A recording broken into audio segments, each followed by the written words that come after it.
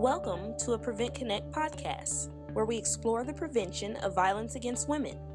This is a project of the California Coalition Against Sexual Assault.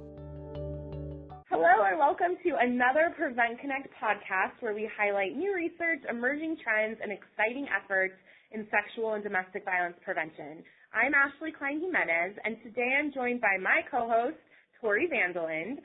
Tori is our newest Prevent Connect team member. How are you, Tori? I'm great. How are you? Good. I'm so excited that I have a co-host today. Me too. So if you know me, you might be aware that Montana is one of my absolute favorite places to visit, especially in the summer. And since my parents live there, I am lucky to be able to visit often. It is just stunningly beautiful, and if you've ever had a chance to visit, you will understand why it's nicknamed Big Sky Country. But a few years ago, Montana was being talked about a lot, and unfortunately not just because of its beauty. The Department of Justice was investigating the University of Montana for their response, or lack of response, and handling of 80 sexual assault reports. The culture around sexual assault at the university was also detailed in the best-selling book by John Krakauer titled Missoula, Rape and the Justice System in a College Town. Needless to say, Missoula, Montana was ripe for change. And I know that one of Missoula's greatest strengths is a strong sense of community. And Tori, I know that you have personal experience with that. Yes, Ashley, I do. I actually graduated from the University of Montana, and I started going there in fall of 2012, which is right around when Missoula was experiencing this massive change and around the time of the start of the Department of Justice investigation. Missoula prides itself on being such a strongly connected community, and that connection was really palpable when our community was changing and striving to become a safer place for all. When I was a student, I remember going everywhere around town and seeing bystander intervention poster campaigns from Make Your Move Missoula, or seeing Make Your Move Missoula at health fairs and activity booths with their best moves to end sexual violence photo booth, which me and many of my peers participated in. Make Your Move Missoula has such a lasting impact on the campus and on Missoula as a community that it's difficult to be anywhere around town without seeing their campaigns. That's really exciting to hear about Make Your Move Missoula, because today on our podcast we are joined by Brenna Merrill. And Brenna is from Make Your Move Missoula and is here to talk with us about some of the work that they're doing around messaging, engaging bystanders, and changing social norms. Hi, Brenna. Thank you so much for joining us today. How are you? I'm doing great. Thank you for inviting me. So, Brenna, I'm hoping for our audience who maybe isn't familiar with the work that you're doing, if you would share a little bit about Make Your Move Missoula, because as I understand it, it's a coalition of organizations. Is that right? Yeah, so Make Your Move is a council where members come from different response and prevention agencies here in Missoula. Those agencies currently include the Student Advocacy Resource Center at the University of Montana, and they're the prevention and response arm for students. Our local YWCA that does sexual violence and domestic violence response for adults. The Missoula Forum for Children and Youth, which comes out of our city-county health department and focuses on healthy youth promotions for early childhood all the way up to adolescence. And then the department I am situated in, which is the Missoula City-County Relationship Violence Services, that does civil advocacy, criminal advocacy, system coordination work, and then youth and young adult prevention work. So, as you mentioned earlier, in 2012, Missoula was investigated by the DOJ for sexual assault that was happening at the university. And that investigation included the university, but also some of our city and county departments as well within the criminal justice system. That moment in time helped us better instill our community coordinated response system and get a lot of folks up on training. But there wasn't as much focus on prevention work. And so we came together and decided, hey, we are going to do something that is community-wide in a similar coordinated effort. So for the past 6 years, we have been doing just that. Brenna, can you share what some of the goals are of Make Your Move Missoula? Our goal is to end sexual violence.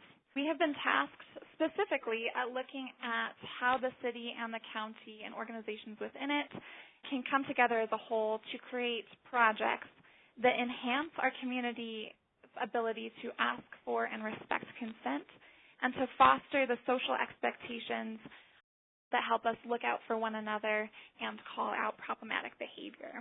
And while sexual violence is an important and serious topic, it's really that positive messaging that our work is really focused on. We don't believe that talking about sexual violence prevention always needs to be a downer or incredibly serious. And in fact, that we think that we can do a good job engaging folks by using unexpected or even playful marketing and community education strategies. So I really want to talk more in depth about your consent campaign and learn more about what you all are doing, but I know that you are doing a lot of other work around sexual violence prevention. Can you share a little more about what some of those other campaigns are? Of course. And a lot of our work is available on our website, which is makeyourmovemissoula.org. But over the past 6 years, we've really worked or are starting to work on 4 different projects. We created a social marketing campaign that highlighted bystander skills by creating a very purposeful emotional grab and then highlighting the fact that, oh yes, you can intervene. We also do work with bartenders. We host bystander intervention trainings for folks at alcohol-serving establishments. And then we are now just starting to dabble in workplace harassment and specifically are targeting young adults who are just entering their professional careers. We also do smaller miscellaneous community workshops such as little theater groups or great sex trivia. And then we host social media websites. So we have Instagram, a Twitter, and a Facebook page, which you should follow us on. Absolutely. And we'll make sure that we provide a link to our listeners so they can check out your website and learn more about some of this other work and campaigns. I want to turn now to the consent campaign. So the posters, they use language like, we just had mind-blowing consent, and I've never consented that hard in my life. I also saw that they all include the language, great sex begins how it ends, with yes, yes, yes. And when I saw them, my first thought was like, wow, these are super sex positive.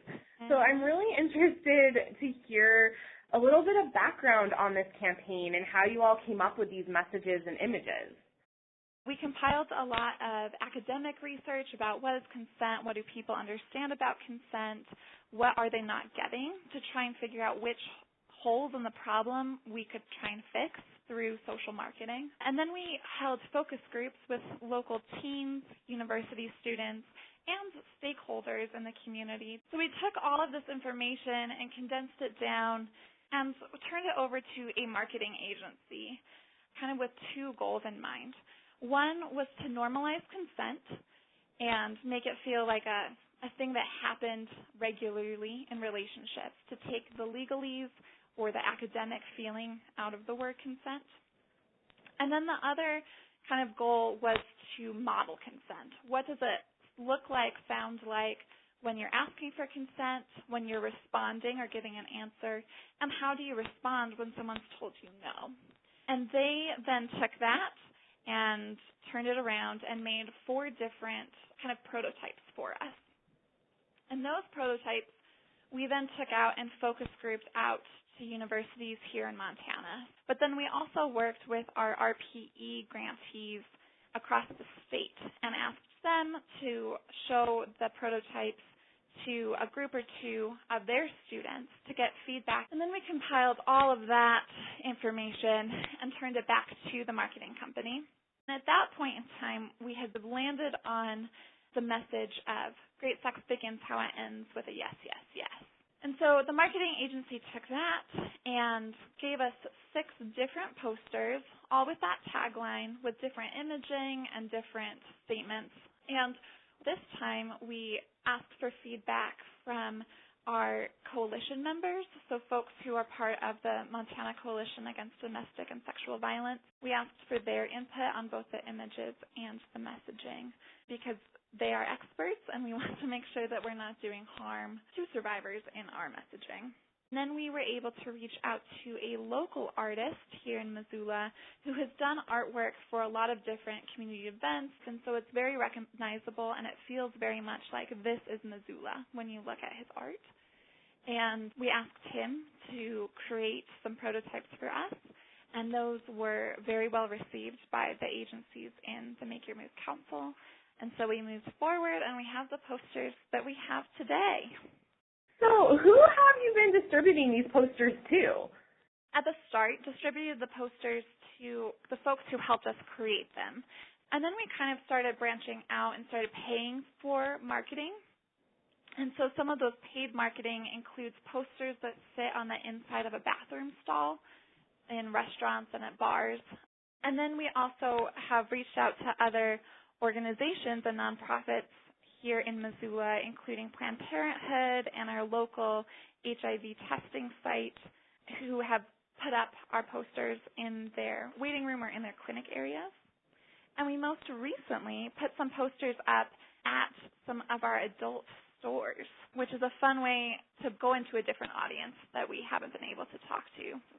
I know besides the posters, you all also created video and audio ads. Can you tell us a little bit about those? So we created a video and an audio to demonstrate what it's like to ask for consent and what it's like to hear a no. And so we created a 30-second video and two 30-second audio clips. The audio plays at our movie theater before PG-13 and R-rated films, right before the previews play. And then our audio ads have played on the radio station. And in addition to it being out in public, they are also shared online on our social media pages. What has the reception been like regarding the posters and also the audio and video ads in Missoula, across Montana, and maybe even beyond? Because I think that you're probably getting attention from other folks who are interested in doing similar work, too, in their states. Mm-hmm. It came kind of as a shock to us, but all the feedback that we've heard so far has been positive. One reason that I think we got such a positive reaction is because we were so preemptive. We reached out to some of the folks that we thought might be hesitant to really explain, this is what the research says, this is what we're trying to do. We could do it in a different way, but it might not be as effective. We were able to say, do you have the information that you need so if the public calls you, that you feel like you can stand behind us with this project. And in general, the only other hesitation we really have gotten from it is folks who are like, oh my gosh, we're talking about sex. There has also been kind of that feeling of, oh, this is too lighthearted, this isn't serious enough. And those comments significantly come from folks in the field.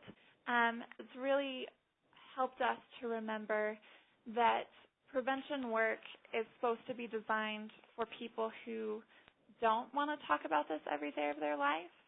And so if we can get a message that speaks to the average person, our marketing is going to be more successful than it is if we have a message that speaks to just us as practitioners. Thanks, Brenna. I think I'm going to actually pass it over to Tori now, because Tori, I know you have a couple questions. Yeah, so when Ashley first told me that we were recording this podcast with you, I immediately asked her if she'd seen your partnership with the Humane Society of Western Montana. And we were wondering if you could explain to our listeners what Pets Best Move is all about, and we're also interested to hear about how the partnership with the Humane Society came about.